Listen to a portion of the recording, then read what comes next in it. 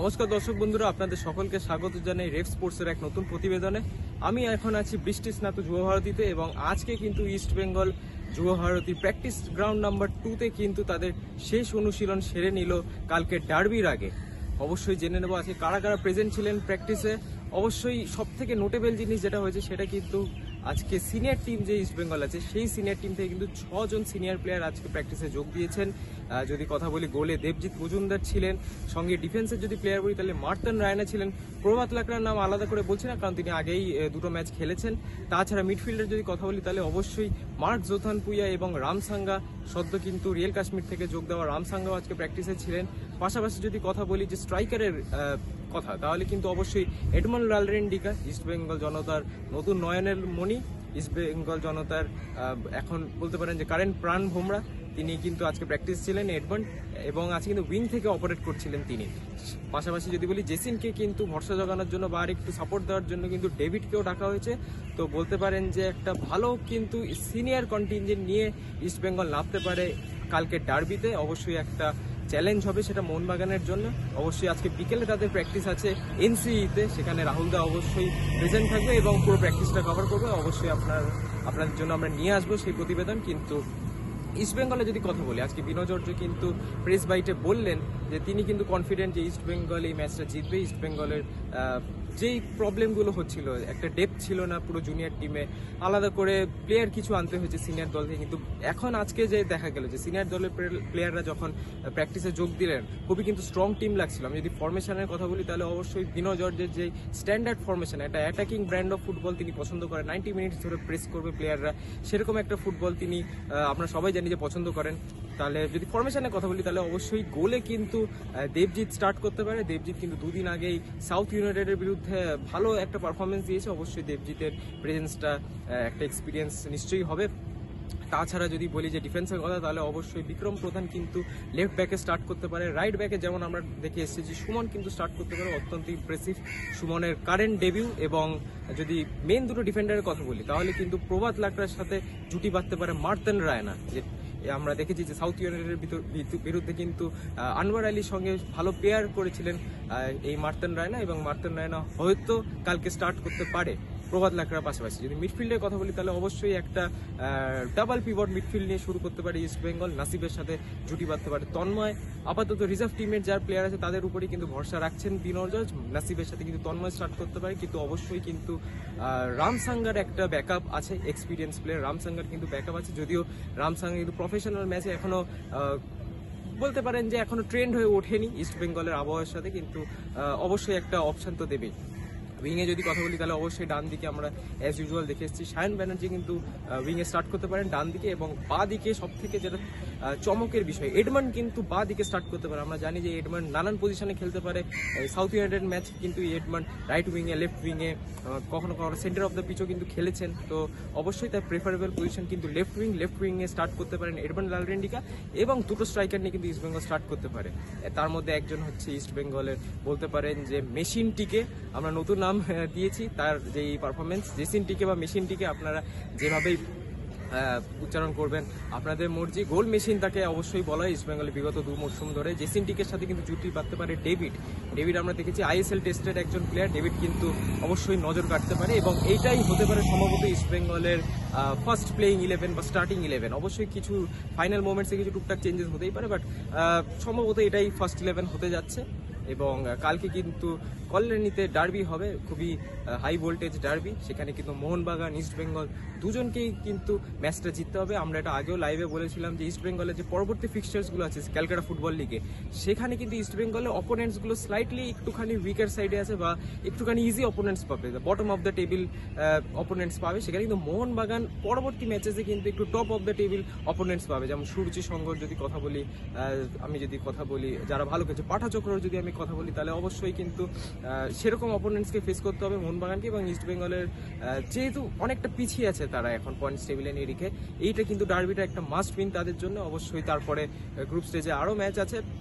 তারা চাইবে অবশ্যই যে টপ 3 যে স্থান আছে সেখানে কোয়ালিফাই করতে। 2 প্রধানই চাইবে, তারপরে সুপার 6 রাউন্ড আছে, সেখান থেকেই নির্ধারণ হবে CFL চ্যাম্পিয়ন। তো মোটামুটি প্র্যাকটিস থেকে আজকে এতটাই। কিছু ভিজুয়ালস আমরা রেকর্ড করেছি আপনাদের জন্য, সেটা অবশ্যই দেখিয়ে দেবো। বিনয় জর্জের প্রেস বাইটও আমরা রেকর্ড করেছি, সেটাও আপনাদের জন্য রইল।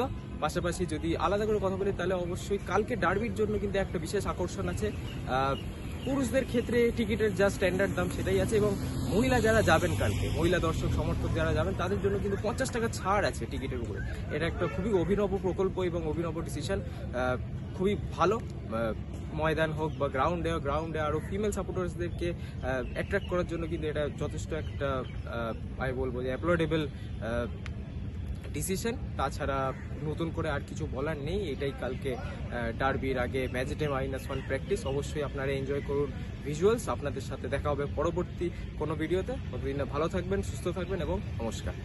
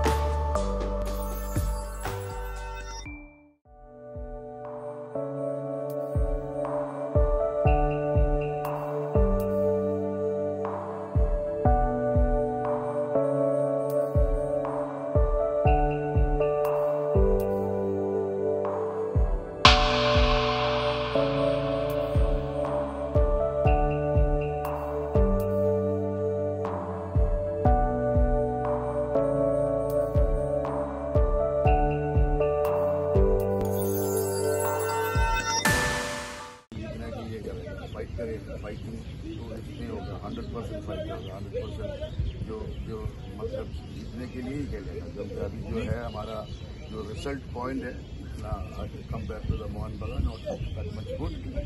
ये जो रिस्पॉन्सिबिलिटी है मेरे पास है, प्लेयर्स के पास है, इसलिए थोड़ा हम लोग फोकस करेगा हमारा मोहन बगान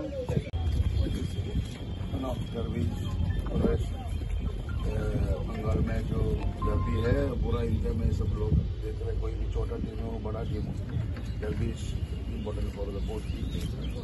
So we are prepared for that, we are ready for that. But your team not in good shape. You have lost the points. So mental तो नहीं ऐसा कुछ नहीं है। हमारा ओनली 4 मैच हुआ, तो उसमें 1 मैच हम लोग हारा, 2 मैच ड्रॉ था। अभी थोड़ा टीम थोड़ा शेप में आ गया। ये हम लोग जो हमारा स्पेशली ये डर्बी मैच जो है सबका दोनों टीम का इम्पोर्टेंट है, तो हम लोग वो डर्बी के लिए हम लोग ready. you have noticed that few players from senior side into the team they are going to introduce. ये टीम में भी नहीं होगा तो वो वन तो हम लोग ऑलवेज हम लोग के लिए अच्छा मैच हो। हमने जो लास्ट जो सीजन में जो खेला मेरे को बुरा नहीं दिया, वो अच्छा ही हुआ। भी भरोसा करते हैं अच्छा ही हुआ। अगर रिसेंट फॉर्म को देखें तो मोहन बगान थोड़ा आगे है। ऐसा कुछ नहीं, ऐसा कुछ नहीं। ये कभी कभी मैच में ऐसा होते हैं, हम लोग जो सेट हो रहे हैं ऐसा शेप हो रहे हैं। अभी सीनियर प्लेयर्स भी 2-3 आगे हमारा हेल्प करने के लिए थोड़ा टीम के लिए अच्छे है। स्ट्राइकर जो प्रॉब्लम था आपने पहले तो बोला, तो वो प्रॉब्लम सॉल्व हो गया। अभी जैसे फिट हो गया, अभी सीनियर टीम से आपको सीनियर प्लेयर है लेकिन आपको बंगाली प्लेयर खिलाना पड़ेगा। हाँ जितना कुछ करेगा हम लोग जो प्लान कर रहा है, ट्रेनिंग कर रहे हैं, उसके बाद जो हम लोग डिसाइड कर रहे हैं इसमें कोई फिर भी we will play 100% for winning the match. Coach, rain is the one of the factor. Matchup wasting or is that a matchup cycle? ये आपको तो पता है, तो ईस्ट बंगाल मोहन बगान डर्बी ऑलवेज लेके वार, तो ये वार में तो जीतने हारेगा तो खत्म तो हम लोग तो जीतने के लिए खेलेंगे. Coach, is this a weather? Is a ground?